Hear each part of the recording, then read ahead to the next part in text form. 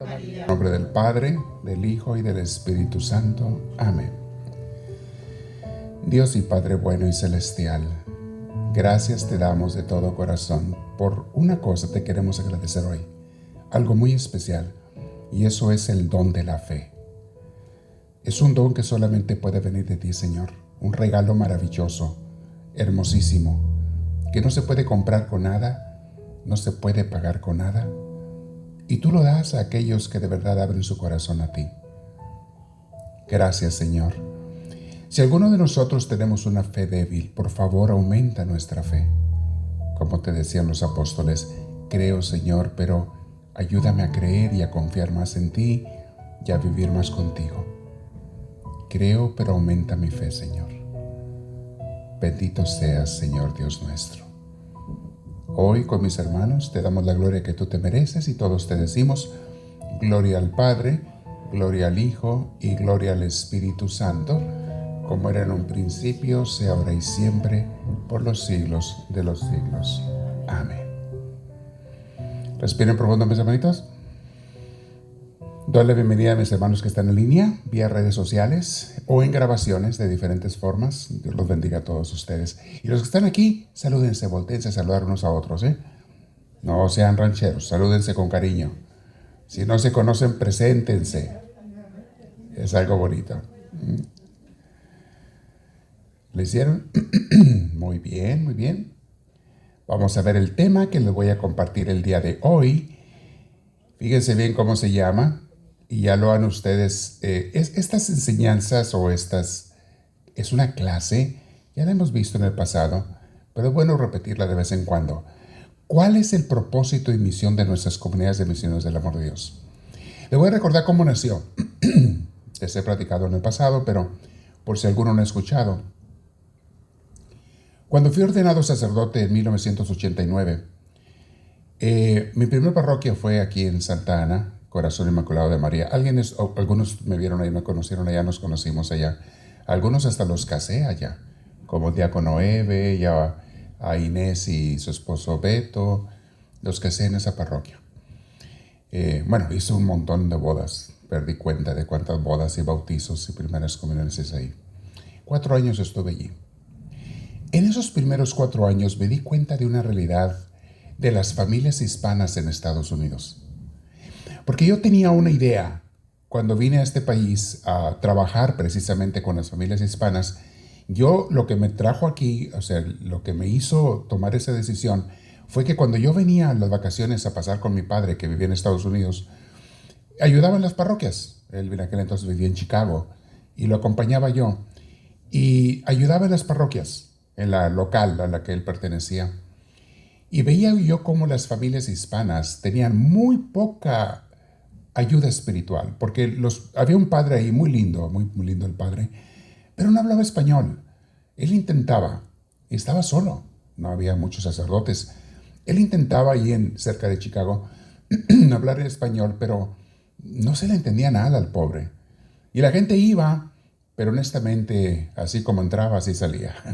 O sea, no recibía mucho, la gente iba por devoción. Y aún así, la gente que acudía a la iglesia era mínima comparada con la población de hispanos que había en esa región, en ese entonces.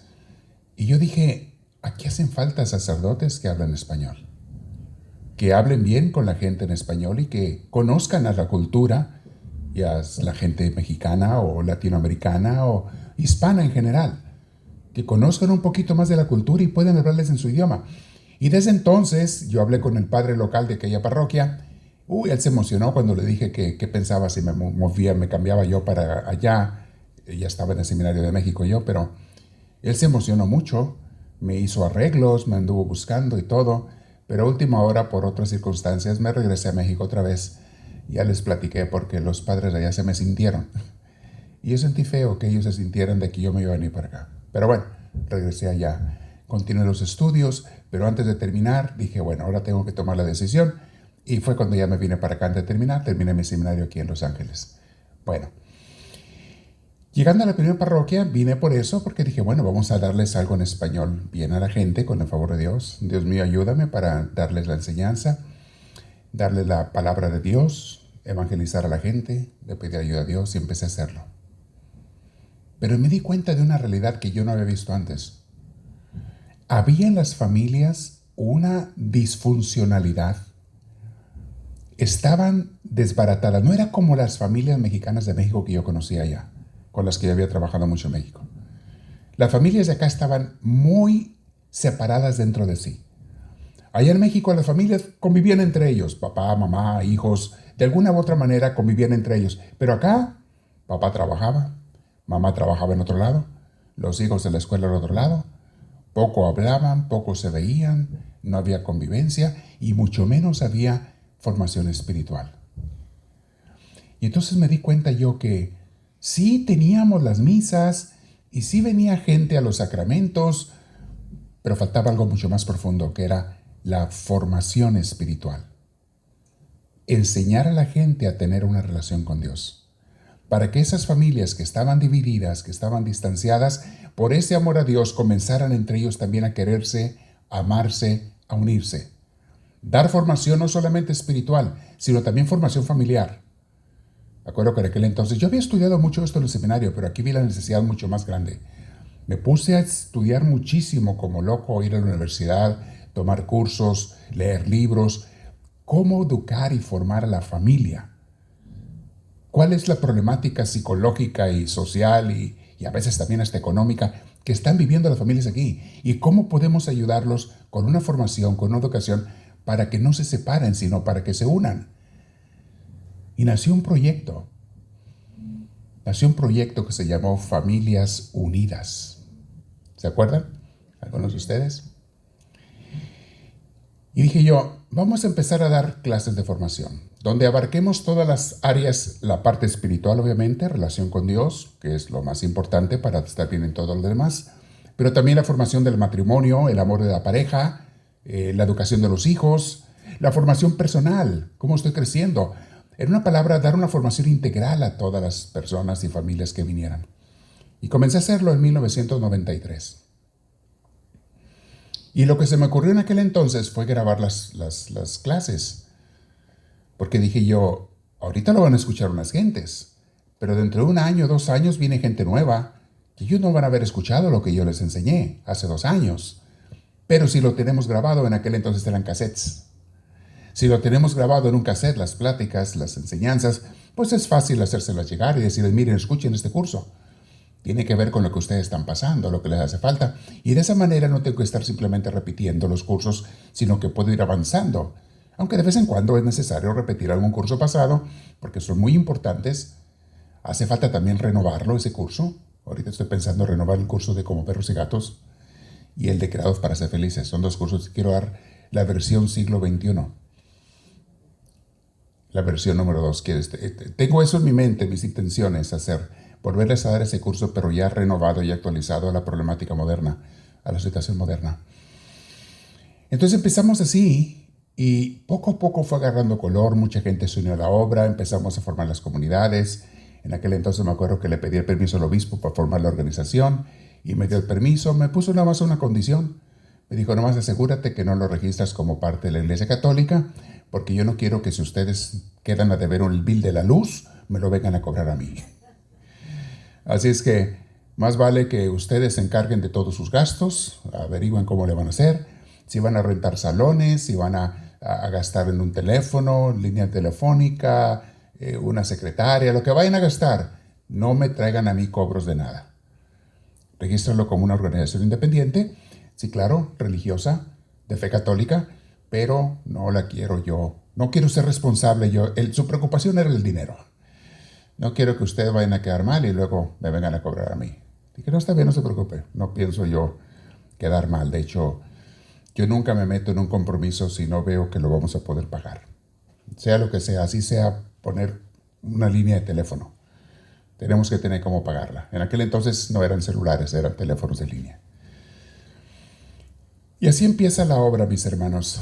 Y fui viendo las necesidades de la gente. Les he platicado de mi experiencia cuando iba a las cárceles juveniles aquí en Orange County. Me tocaba ver a los jóvenes hispanos, en su gran mayoría, los que estaban allí presos, y también iba a la de adultos, de hombres y de mujeres, pero más a la de hombres. Y donde más fui es a la de jóvenes. Y vi esa disparidad de la juventud hispana en la cárcel. Porque aunque en el condado en ese entonces éramos un 30% de la población del condado, o menos, en la cárcel éramos un 70-80% de los prisioneros ahí eran hispanos, en su gran mayoría mexicanos, jóvenes mexicanos. Yo decía, ¿cómo es posible esto? ¿Por qué los hispanos cometen más delitos o qué? ¿Cuál es el problema? No entiendo. ¿Qué está pasando? Y me di cuenta, hablando con ellos, en pláticas, en diálogos, cuando iba a hablar con ellos, que todo venía de familias que estaban destrozadas. Casi todos estos muchachos venían de familias donde el papá y la mamá no les daban atención porque estaban trabajando. No es que fueran malos, es que estaban trabajando todo el día.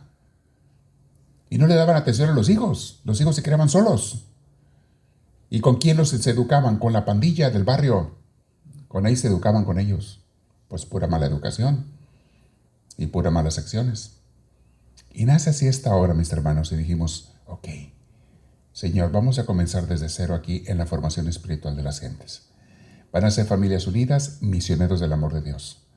Porque mi sueño siempre ha sido tener una orden de misioneros. Ya tenemos misioneros seglares, hombres y mujeres, aquí están varios de ustedes, hombres y mujeres misioneros seglares que tienen un nivel de compromiso para llevar adelante la obra de Dios. Pero también quiero tener misioneros consagrados, hombres y mujeres que le dedican su vida entera al servicio de Dios, que dicen, yo voy a dedicarle mi vida a Dios. Yo no voy a dedicarme a hacer dinero, a tener un trabajo de dinero, formar una familia incluso. Muchos de ellos se van a consagrar decidiendo no casarse, dedicando su vida toda a Dios, como lo hice yo hace muchos años. Y como hay tanta gente que lo hace, hombres y mujeres, dije, ¿por qué no? Sigue eso en pie. Y ahí poco a poquito yo siento que se va a dar con la gracia de Dios. Pero también muchos misioneros seglares que estemos trabajando. ¿Y a dónde vamos a llevar a la gente? Y entonces en aquel entonces me dio Dios un lema. Me dijo, vamos a llevarlos a ser discípulos de Cristo y enamorados de Dios. En eso resumimos todo lo que va a venir más adelante. Si somos discípulos de Cristo, vamos a conocerlo, obedecerlo, hacer lo que nos pidió. Enamorados de Dios, vamos a cumplir con el primer mandamiento, amar a Dios por sobre todas las cosas, y al aprender eso, Él nos va a llevar al amor al prójimo. Él nos lleva a amar al prójimo. Y así nace con ese lema, y le voy a explicar qué es lo que hacemos. Ya lo saben porque ustedes lo están viviendo, ustedes son parte de ello, pero es bueno recordarlo por si vienen generaciones futuras. Esto va a quedar grabado para que sepan de qué se trata lo que estamos haciendo en la obra. Y que mucha gente sea bendecida para que no vaya esa gente a vivir malas vidas, familias destrozadas, personas en las cárceles. No hace falta eso. No queremos eso. Queremos a buenos ciudadanos, a bellas familias y a gente llena de Dios, jóvenes, niños, adultos. Ese ha sido el sueño y va a ser siempre. Y no voy a quitar el dedo del renglón, mis hermanos. Si Dios me concede vivir 1 año más o 100 años más, que ya va a haber medicinas para vivir 100 años más, a rato sacan alguna loquera de esas. Lo que Dios quiera, si va a ser eso lo que Dios quiera, que sea dedicado a formar y afincar el reino de Dios, siendo discípulos de Cristo y enamorados de Dios, y hacer que otra gente lo sea. Por eso lo pongo siempre, digo, siendo y haciendo discípulos de Cristo, siendo y haciendo enamorados de Dios. ¿Ok? ¿Cómo se logra eso? Bueno, vamos a ver primero las bases que lo hemos visto en varias ocasiones. Todo está basado en el gran mandamiento, porque es el mandamiento más importante de Dios. ¿Cuál es el gran mandamiento? Mateo 22:37, ¿qué dijo Jesús? El gran mandamiento es ¿qué? Que consiste en dos, Consiste en dos. ¿Cuál es el gran mandamiento? Amar a Dios por sobre todas las cosas y al prójimo como a ti mismo. Mis hermanos, y dice Jesús, haciendo eso resume toda la ley y los profetas. Toda la enseñanza religiosa se resume en eso. Por eso el gran mandamiento es algo fundamental que misioneros del amor de Dios tenemos que hacer. Ya sé, no lo logras en un día. No logras en un día ser un gran enamorado de Dios, pero empecemos a caminar. Tenemos que caminar y estar luchando y cayendo y levantándonos y una vez y otra vez y animándonos unos a otros, levantándonos unos a otros, pero tenemos que hacerlo. Ser discípulos de Cristo, enamorados de Dios. Entonces el primer mandamiento es ese, amar a Dios y al prójimo. Y luego la gran comisión de Mateo 28:19 y siguientes. Antes de irse Jesús al cielo, dejó un mandamiento bien claro a sus apóstoles, bien clarito. ¿Qué les dijo? Quédense en su casa y allí ustedes vivan su fe y aprendan y hasta que se mueran de viejos. ¿Eso dijo Dios? No dijo eso Jesús. ¿Qué dijo?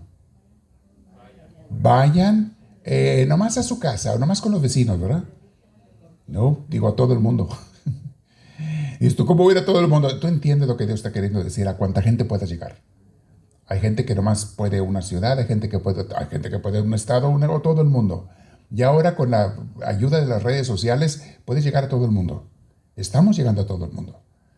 Tenemos a personas que están en todas partes del mundo, nos mandan cartas, nos ponen textos, nos dejan mensajes de gente de todo el mundo que está recibiendo las enseñanzas. Y bendito sea Dios, qué bueno. Vayan a todo el mundo, ¿y qué más? Enséñenles lo que yo les he enseñado. Háganlos mis, ¿qué? Discípulos. Bautícenlos en el nombre del Padre, del Hijo y del Espíritu Santo. Y dice, yo estaré con ustedes todos los días hasta el final de los tiempos. Esa es la gran comisión. En pocas palabras, ir a llevar el mensaje de Dios a toda la gente. Pregunta, ¿ustedes se preocupan por hablarle de Dios a otra gente, a una gente, especialmente gente que no conoce de Dios? ¿Sí le hablan? No nomás en la familia, también fuera de la familia. ¿Sí hablan de Dios ustedes? Porque hay mucha gente que por vergüenza no habla. Y eso es no poner al trabajo los talentos que Dios nos dio. No caigan en eso. Si alguien tiene pena, pídele a Dios la fuerza y el valor para hacerlo. Y vas a ver qué hermoso es cuando tú predicas de Dios. Va a ser hermoso. Bien, seguimos hablando. La misión de Misioneros del Amor de Dios está basada en el Gran Mandamiento y en la Gran Comisión. Muy bien. Luego les he dicho yo que otra manera de explicar esto es con los 5 pilares que tiene que haber en toda buena iglesia. Es lo que Misioneros del Amor de Dios queremos hacer. Y esto se aplica también a nivel personal, que están basados igual. Es lo mismo que acabamos de decir, pero dicho con otras palabras. Cuando tú amas a Dios sobre todas las cosas, que es el primero de los pilares, ¿de qué manera amamos a Dios? Díganme ustedes sobre todas las cosas. Como individuos y como comunidad. ¿Cómo amamos a Dios? ¿Perdón? Sirviendo a los demás, ¿ok? Aunque eso viene en otro pilar más adelantito, muy importante. Es una forma. ¿De qué manera nos juntamos nosotros para adorar a Dios? Orando. Muy bien, hace rato rezamos el rosario, ¿ok? ¿De qué otra manera? ¿Cuál es la adoración más importante y más grande de Dios cada semana? La Eucaristía, la Santa Misa. Es la forma de adorar más a Dios que existe en el universo entero. Cuando Cristo, que se quedó así en la Eucaristía, baja al altar y es ofrecido al Padre en adoración, le ofrecemos a su propio Hijo, porque Jesús dijo, yo soy el Cordero Pascual, el nuevo Cordero de Dios. Es el sacrificio el que se ofrece. En la última cena Él lo hizo y dijo, sigan haciendo esto en memoria mía. Le dijo a sus apóstoles y a los sucesores, sigan haciendo esto. Es la forma de adoración más profunda a Dios, mis hermanos, cada vez que celebramos la Santa Misa. Por eso no lo podemos dejar a segundo lugar. Es la acción, más importante que tiene la iglesia, la celebración de la Santa Misa. Y por eso la tenemos que celebrar bien. ¿Qué significa bien? Con amor, con alegría, con gozo, con entusiasmo, con entrega. Porque hay gente que a veces va a las misas y van con cara de aburridos y se están durmiendo en la misa y salen peor que como entraron. ¿Cómo saldrán? Imagínate. Fastidiados, o bien criticados o bien criticones. Eso no es adorar a Dios. Eso no es celebrar la misa como a Dios le gusta. Eso no es celebrar la Santa Eucaristía en familia de Dios. Algo que en Misioneros del Amor de Dios nos vamos a preocupar siempre es por hacer misas vividas, bien celebradas. Estamos limitados en la cuestión de los cantos, por la cuestión de los coros, estamos limitados en muchas cosas. No tenemos los recursos que quisiéramos tener. A veces estamos limitados en los espacios, en los lugares. Quisiéramos tener más espacio, más lugar para todo lo que la comunidad necesita. Nos falta mucho. Pero ya Dios dirá si nos quiere dar más o cuándo, cómo y si hacemos lo que tenemos que hacer. Dios dirá. Pero ese no es el punto hoy. Cada misa, mis hermanos, que celebramos tiene que ser hecha con la máxima alegría, con el máximo gozo, con la máxima devoción y reflexión también. Hay momentos de meditación, de reflexión, de poner atención a la palabra de Dios, de vivirla y compartirla, de hacer que caiga como agua fresca en tierra seca en nuestros corazones. A veces venimos de la semana cansados, porque la vida es cansada a veces. Tenemos dificultades, trabajo, problemas a veces. Llegamos agotados a la casa de Dios y cuando te pones en la presencia de su palabra y de su Eucaristía, es esa agua que cae sobre tu corazón seco y se refresca y recobra vida y tu alma se revive. Es algo hermoso. Hace que reviva Dios en tu corazón cuando venimos a misa los domingos. A ver, díganme ustedes, ¿cuántos de ustedes cuando salen de misa los domingos se sienten no un poquito, sino bastante mejor que como entraron? Levanten la mano. Pues todos. Yo soy el primero. A ver, ¿cuántos de ustedes honestamente han venido sin ganas, así medio arrastrando la cobija, como que, oh, no quiero venir? Bueno, ya me dijeron, algún levantaban la mano, pero déjame termino. Vienen sin ganas, pero cuando sales o cuando estás en la misa dices tú, qué bueno que vine. Bendito sea Dios. ¿A quién le ha pasado eso? Ah, ya ven. Nos pasa mucho en los retiros, como el que vamos a tener mañana. En los retiros la gente a veces viene a fuerzas porque dice, ay, no, voy a estar 4 horas ahí. Y luego cuando estás aquí no quieres que se acabe. Y que está uno lleno y compartiendo y recibiendo. Es algo hermosísimo, mis hermanos. Algo muy hermoso. Eso pasa en la Santa Eucaristía porque se dan varios factores. Aparte de la adoración a Dios con alegría, con entusiasmo, con amor, está la convivencia entre nosotros y es otro pilar, que es el amor al prójimo. El otro pilar de una buena iglesia es la convivencia entre nosotros. El amor cristiano, que es el amor al prójimo, es parte del gran mandamiento. Y es allí donde muchos de ustedes sirven a los demás. Servimos a nuestros hermanos en diferentes cosas, cada quien con diferentes talentos que Dios le dio, con sus capacidades. Por eso es muy importante que todo mundo sirva, no solamente por el beneficio de la comunidad, sino por el beneficio de la persona que sirve. Nadie sale más servido que el que sirve a los demás. A ver, ¿quiénes de ustedes son servidores y saben de qué estoy hablando y han sentido eso? Cuando yo sirvo, yo recibo a veces más de lo que doy. A ver, levanten la mano. Ahí están, pues prácticamente todos los que son servidores. Yo sirvo y recibo más que lo que di. Porque Dios te multiplica lo que tú das. Siempre así es Dios. Te multiplica lo que tú das con amor y cariño a los demás. Entonces, ahí viene el segundo pilar, el amor al prójimo, la koinonía, que también lo juntamos con el pilar del servicio a los demás. Es algo hermoso, mis hermanos, que tiene que haber entre nosotros. Muy bien, vamos a ver qué otros puntos faltan. Punto número 3. Algo que tiene que haber en toda iglesia, y eso nació desde el principio, misioneros del amor de Dios. Con eso empezamos. Bueno, teníamos la misa todos los domingos. Cuando empezamos en 1993, ya tenía yo 4 años de estar celebrando la misa a diario casi y todos los domingos. Pero aparte de eso, empezó algo en 1993 de una manera más formal. Y es esto, es la educación religiosa, la educación espiritual, con las clases de los viernes. Así comenzamos.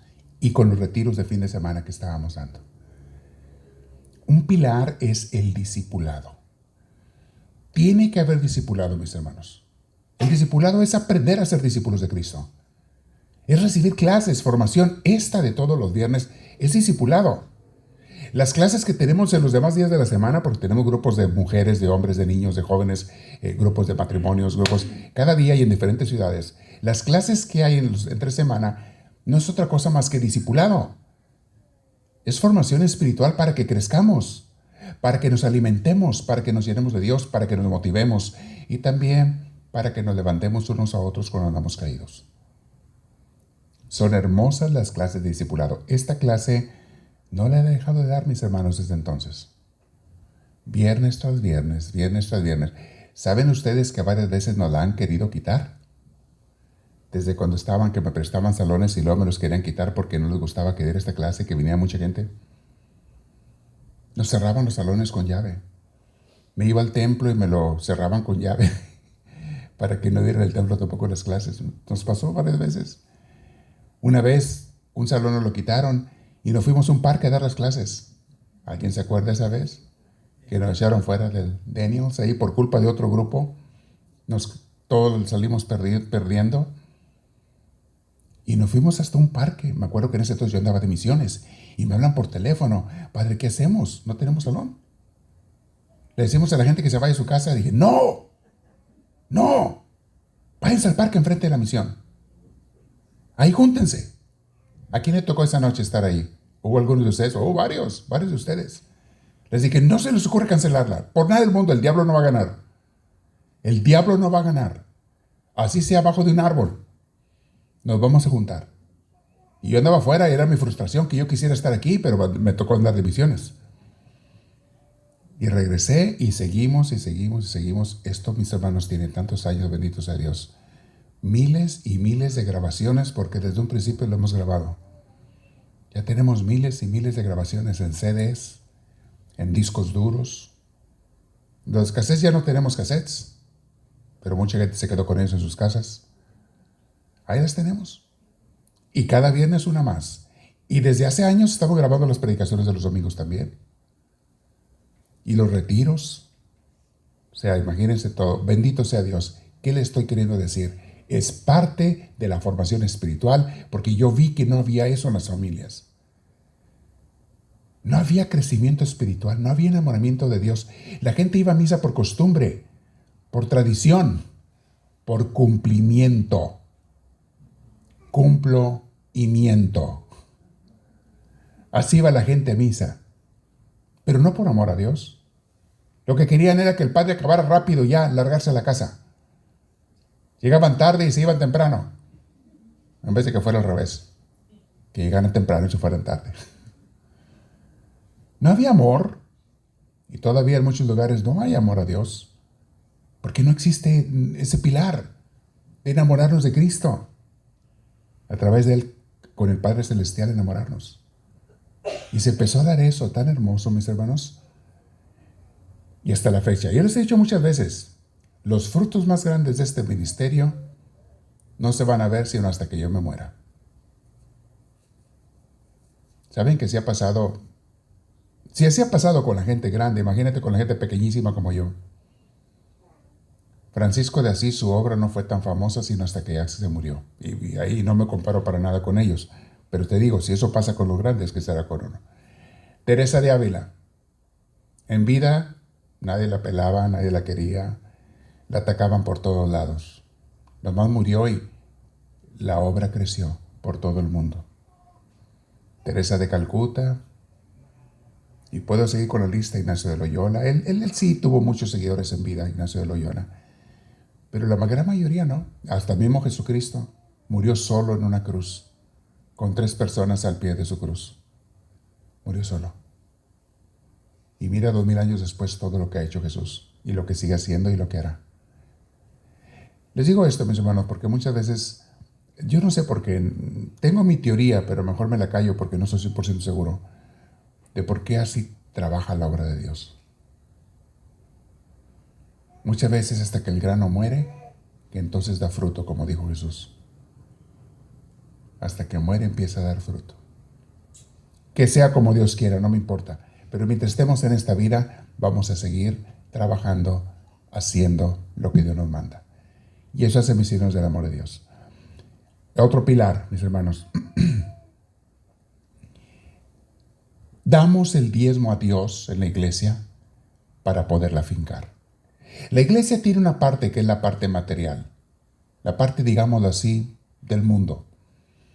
¿Qué parte es esa? Pues bueno, pues que hay que pagar un edificio, hay que pagar los biles, hay que pagar, perdón por el pochismo, hay que pagar las utilidades, hay que pagar toda la obra de misiones, comida, sustento, mantenimiento. Esos gastos son muchos miles y miles de dólares cada mes, mis hermanos. Nada más eso. Y eso que todavía no hemos empezado a pagar salarios y todo, pero tarde o temprano se van a tener que empezar a pagar de repente salarios a personas que trabajen a tiempo completo o medio tiempo, lo que sea, para sostener la obra de Dios en la parte material.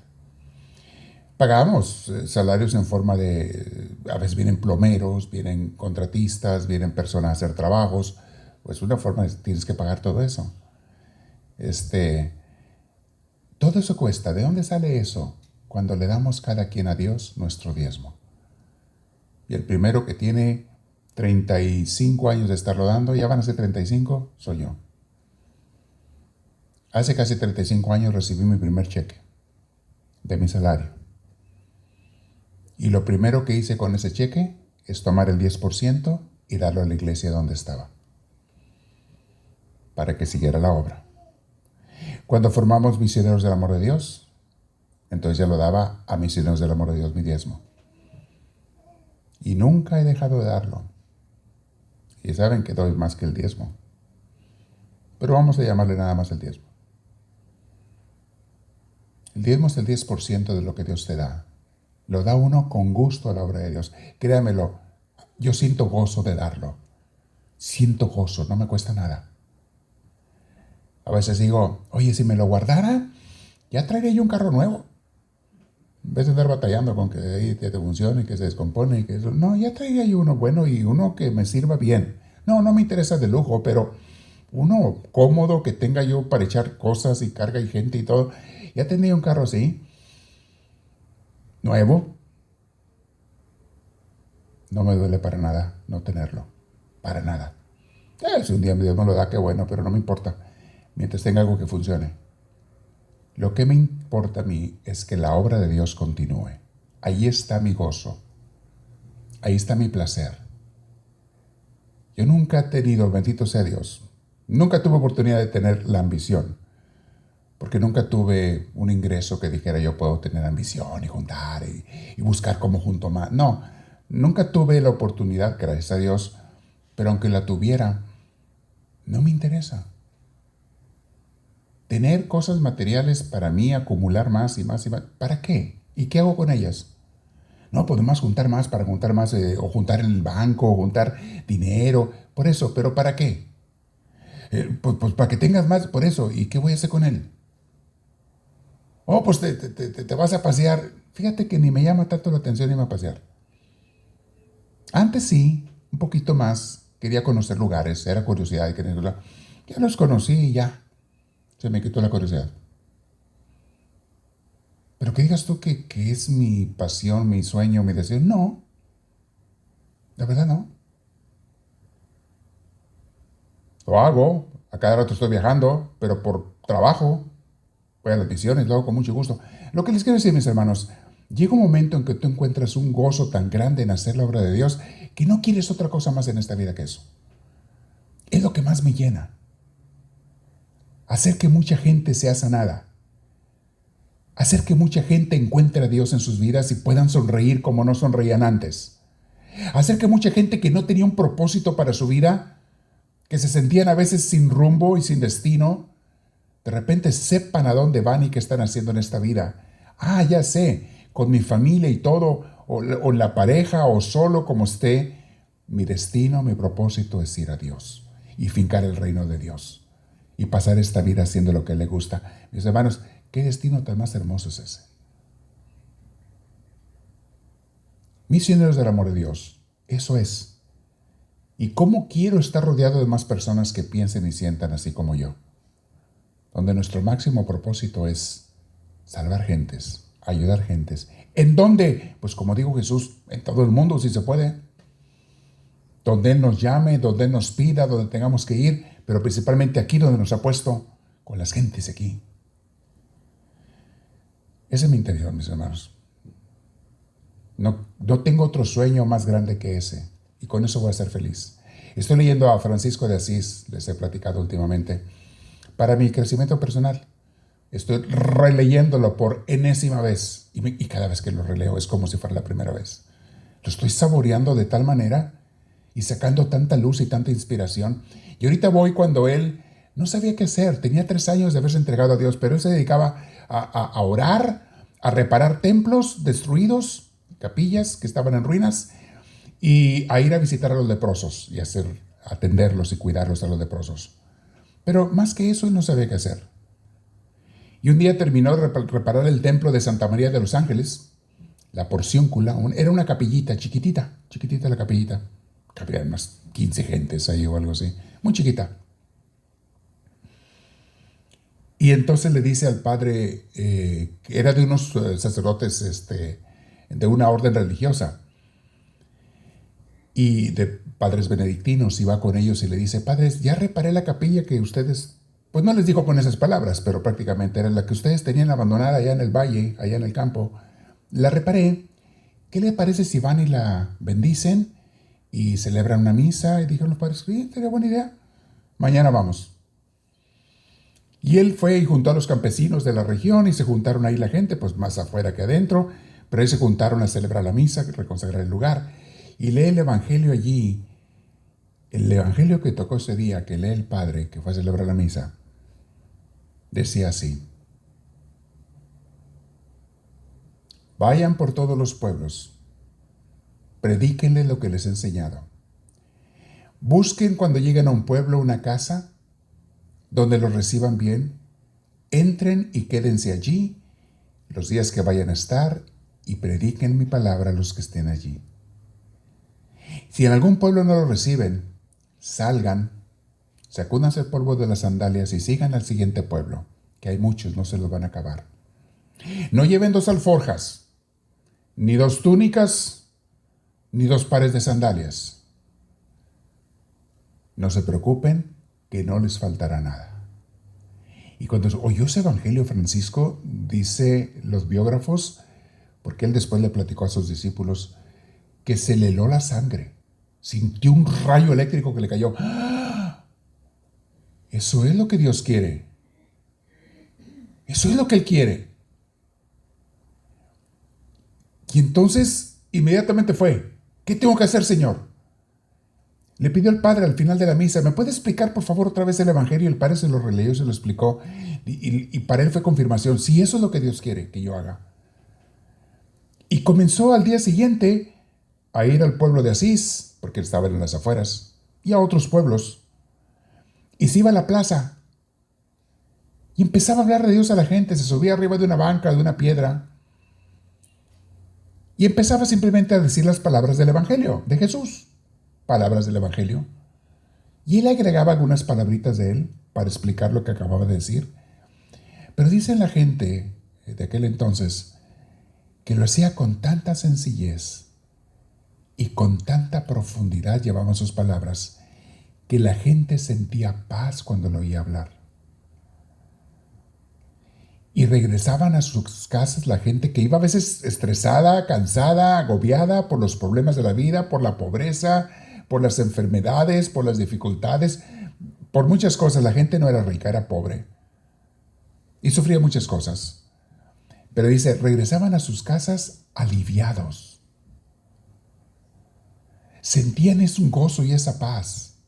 Y se les despertaba en su interior un amor por Dios que tenían dormidos nomás de escuchar a Francisco hablar. Se les despertaba ese calor, ese amor, ese entusiasmo por Dios, nomás de oír a Francisco que hablaba con esas palabras tan sencillas. Y yo me quedé pensando, eso me tocó leer esta mañana, en mi oración personal. Dije, ¿cómo quisiera que así fuera nuestra obra? No tenemos que decir palabras tan elegantes, ni rimbombantes, ni pomposas, ni siquiera novedosas, pero palabras que lleguen al corazón de parte de Dios y que sanen corazones y que den alivio a la gente que se siente sin alivio y que den esperanza y luz a aquellos que no la tienen. Para allá vamos, eso queremos, ese es el objetivo de Misioneros del Amor de Dios. Y yo sé que mucho de eso se ha logrado a través de los años, si no la obra no continuaría.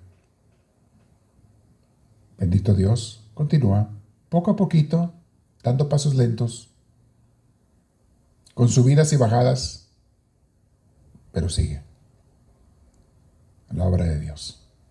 Y le pido a Dios que la conserve por muchas generaciones más, con todo a través de los misioneros que van a venir, a través de ellos. Mis hermanos, eso es lo que queremos hacer en Misioneros del Amor de Dios, lo que estamos haciendo. Y le voy a compartir unas palabras de Dios para, antes de terminar, tengo unos minutos. basado en un tema que les grabé esta semana. Porque todo eso son fruto de mi oración, casi todos ellos. Fruto de mi reflexión y mi meditación diaria. Ahí les escribo los temas que les grabo. Ahora, gracias a Dios, estamos teniendo más misioneros que están grabando. Y ahí van aprendiendo y mejorando y los estamos formando. A esas misioneras y misioneros los estamos formando para que sean buenos predicadores. Y ahí van, gracias a Dios. Pero va a haber mucho más comida con el favor de Dios. Pero esta semana estaba meditando yo sobre ese título que le puse: una vida sin Dios es una vida absurda. Y esa luz la recibí cuando estaba meditando la primera carta de Pedro. Estaba leyendo a San Pedro en la Biblia. La primera carta de Pedro, capítulo 1, versículos 18 y 19, dice así: como bien saben, ustedes fueron rescatados de la vida absurda que heredaron de sus antepasados. El precio de su rescate no se pagó con cosas mundanas ni perecederas, así como el oro o la plata, sino que el precio de su rescate se pagó con la preciosa sangre de Cristo, como la de un cordero sin mancha y sin defecto. Ustedes fueron rescatados. Le estaba hablando aquí San Pedro a sus discípulos, a la gente que lo escuchaba, porque había gente que, aunque ya se habían convertido a Cristo, querían seguir de una manera mundana viviendo, haciendo lo que la gente del mundo hacía, que muchas cosas no eran buenas y otras eran espiritualmente muy frías. Y San Pedro les dice: ustedes no pueden hacer eso ya, señores. Pablo también dice eso a sus discípulos, a su audiencia, les dice varias veces, a los corintios les dice mucho. Ustedes ya no pueden seguir haciendo eso. Que no se dan cuenta que ustedes fueron rescatados. Pablo usa otras palabras, pero dice lo mismo también. ¿No se dan cuenta que ustedes ya son hijos de Dios? ¿Cómo quieren volver a esa vida antigua de pecado o de frialdad espiritual, de indiferencia ante Dios? ¿Sabían que mucha gente, y les he dicho, que empezó a caminar con Dios, después caen en la trampa del demonio y se retiran del caminar con Dios y caen en una vida fría? Yo me he enterado de gente así que se ha ido del caminar con Dios, y luego me entero y me doy cuenta que llevan una vida fría. A lo mejor no están haciendo cosas malas, pero ya no tienen el amor, el calor, el ardor que tenían de amor por Dios. Ya no lo tienen. El servicio a Dios lo quitaron de sus vidas. El fincar el reino de Dios ya no existe, aunque un tiempo lo hicieron, ya no. Me da mucha tristeza por esa gente. Le pido a Dios que tenga misericordia de ellos. Algunos no son felices. Tú no puedes tener la felicidad en el mundo, la que te da Dios. Cuando lo dejas a Dios, tú no la puedes tener ya. Si tú abandonas la obra de Dios y lo que Él te encomendó hacer, no esperes nunca tener el gozo y la paz en tu corazón otra vez. Porque nada te va a llenar el corazón más que cumplir con la obra que Dios te encomendó. Donde Dios te la encomendó y como Él te lo encomendó. No va a ser la obra que yo quiera. No va a ser la obra cuando yo quiera y como yo quiera. Es la obra de Dios la que yo tengo que hacer. Y es nuestra obligación preguntarle cada día: Señor, ¿qué quieres que haga hoy? Me dio mucho consuelo ver, cuando estoy leyendo esta vida de Francisco, en los primeros 3 años, dice el escritor, dice: Francisco iba caminando, pero sin saber qué seguía mañana. Antes de que recibiera esta iluminación, de que ve y predica a la gente, él no sabía qué seguía. No sabía qué tenía que hacer, pero todos los días oraba, y oraba mucho, especialmente en las noches. Señor, nomás dime lo que quieres que haga, yo lo hago. Y Dios no le decía nada en especial. Entonces se dedicaba a hacer obras de caridad, ir a ver a los leprosos, a reparar los templos que estaban en ruinas. Es lo que él estaba haciendo, y decía: pues yo no sé si esto quiera Dios para el resto de mi vida, pero si esto quiere, aquí estoy. Eso voy a hacer. No tenía ambiciones de ningún tipo, Francisco. Ni siquiera ambiciones religiosas o espirituales. Su único deseo era hacer lo que Dios le pidiera cada día. Y en el momento adecuado, Dios le reveló lo que tenía que hacer. Y no fue la última vez que le habló, le siguió hablando en su vida. Le pidió que hiciera otras cosas. Y la siguió haciendo. Y a veces también se perdió Francisco. Hubo tiempos en que perdió el rumbo un poquito. Y a veces la que le ayudó fue Clara, cuando ella era una mujer muy centrada, aquella compañera de Francisco que formó las Clarisas, la orden religiosa de franciscanas, las Clarisas. Y Clara en varias ocasiones le abrió los ojos a Francisco. Le dijo, Francisco, por ahí no va. Hay que cambiarlo, es otra cosa.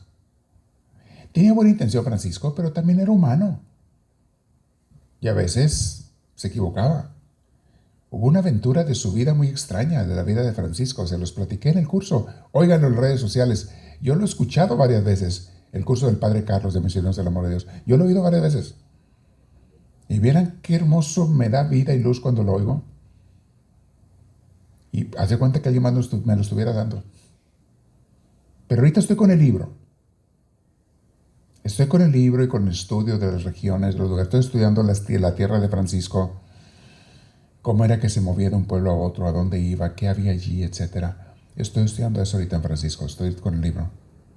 Y estoy entusiasmadísimo leyéndolo y viviéndolo. Porque me siento que ando acompañándolo ahí a él. Me lo imagino. Y luego como vi la película de él, que es simplemente una síntesis, la de Hermano Sol, Hermana Luna, la cual la he visto como unas 15 veces nada más, también se las aconsejo. Un día si quieren se las pongo aquí, yo la tengo ahí. Cuando quieran se las pongo y la vemos aquí. Es muy cortita, no te pueden decir en 2 horas la vida de Francisco de Asís, pero te dicen un compendio muy hermoso de la vida de Francisco. Pero hay una etapa en su vida en que él dijo que se iba a ir a convertir a los moros. En aquel entonces eran los moros, los musulmanes que estaban en partes del Asia Menor y en Tierra Santa y en el área también incluso del norte de África. Y se desapareció del mapa por un buen tiempo, Francisco. Iba con otros 2, 3 discípulos. Ya estaba la orden franciscana formada y estaba bien fuerte en Europa. Ya había crecido en muchos lugares. Y Francisco dijo, yo voy a convertir moros. Y no se sabe que haya convertido a ninguno. No se sabe que haya convertido a ninguno. Y andando allá agarró una enfermedad de los ojos que lo hizo quedar ciego después. Dicen algunos biógrafos que fue un tiempo que Francisco no supo qué. Claro, había muchos conflictos en la orden cuando estaba empezando porque empezaron muchos intereses particulares y egoístas en muchos de sus seguidores. Y ya eran miles de seguidores. Miles. Los que tenía todavía en su vida él. Pero tantos eran y tantos intereses había y tantas políticas y grillas había entre ellos que hasta él lo echaron fuera. A su fundador. No oficialmente, pero ya no querían hacer lo que él les decía. Y querían llevar la orden a su manera, cada quien de ellos, o cada uno de los líderes de allá. Y entonces Francisco se sintió muy desilusionado y dijo, yo mejor me largo de aquí, me voy a convertir moros. Estuvo varios años y luego regresó. Y volvió a la orden, pero a hacer lo que pudo hacer, ya no lo dejaron hacer muchas cosas. Pero eso es otra historia, no voy a meter ahí. Oigan el curso del Padre Carlos ahí en Facebook, en YouTube, o en los podcasts lo encuentran, en Apple Podcasts, está el playlist también, en Spotify, lo encuentran. Váyanse a Misioneros del Amor de Dios, busquen los playlists, las listas de los cursos y ahí está el de Francisco de Asís. Mis hermanos, quiero decirles que una vida sin Dios es una vida absurda. Estaba escribiendo yo, ¿de qué manera es una vida absurda, una vida sin Dios? Y todo esto porque le estoy explicando por qué es nuestra obra lo que estamos haciendo. Yo hace mucho tiempo me di cuenta que sin Dios yo no quiero vivir. Sería una vida absurda sin Dios totalmente. Sin tratar de hacer su voluntad cada día, yo no quiero vivir. Yo siempre le he dicho a Dios, hace muchos años, si yo no voy a hacer lo que tú quieres que haga, Señor, mejor llévame. Yo no te quiero estorbar. O estar diokis en esta vida, sin qué hacer. No. Guíame, oriéntame, enséñame qué quieres que haga, con todo y mis limitaciones. Pero que te sirva, Señor, eso quiero servirte. Como tú quieras. ¿Qué es una vida absurda? Una vida donde nos preocupamos demasiado por lo temporal e ignoramos lo eterno. Ahorita me da mucha tristeza ver a muchos jóvenes ilusionados con los celulares y las redes sociales y los likes y los artistas y los ¿cómo se llama? Los influencers. Me da tanta tristeza verlos endiosados, porque esa es la palabra exacta, endiosados con ídolos falsos que son esas gentes, esas redes sociales, endiosados. Han perdido la conciencia de Dios por irse tras esos dioses falsos que siempre los van a dejar abandonados. Tarde o temprano se van a desilusionar. Tantos seguidores que tienen, millones algunos de ellos de seguidores, o cientos de miles de seguidores, no sé cuántos, cientos de miles. Y cuando menos te des cuenta, se acabaron todos, se desapareció aquello. Y si se muere el influencer, como algunos ya se han muerto, se acabaron todos sus seguidores. ¿Qué quedó de él? Nada. De ella, nada. Los videos. ¿Y para qué sirven si esa persona ya no existe? Quedó todo aquello en humo, se desapareció. Y así todos se van a morir, todos nos vamos a morir. El único que va a permanecer, mis hermanos, es Dios. ¿Por qué no entiende eso la gente? Muchos jóvenes andan perdidos. Ya no piensan en la eternidad. Les acabamos de dar un curso en inglés, se lo acabamos de grabar en inglés. Escúchenlo, ahí está también en las redes sociales de nosotros. The most important questions that we should ask. Se llama así más o menos el título. Y yo se lo grabé en español antes. Las preguntas más importantes que la gente tiene que hacer y que mucha gente no se hace. Who am I? ¿Quién soy yo? ¿De dónde vengo? ¿Quién me creó y por qué? Pregunta muy importante que todos tenemos que buscar la respuesta. A no ser que seamos animalitos. Porque si no tienes en cuenta la respuesta a esas preguntas, tu vida no tiene sentido. ¿De dónde vengo y a dónde voy? ¿Cuál es el propósito de mi vida? ¿Para qué existo? ¿Hay un Dios? Y si hay un Dios, ¿quién es o cómo lo encuentro?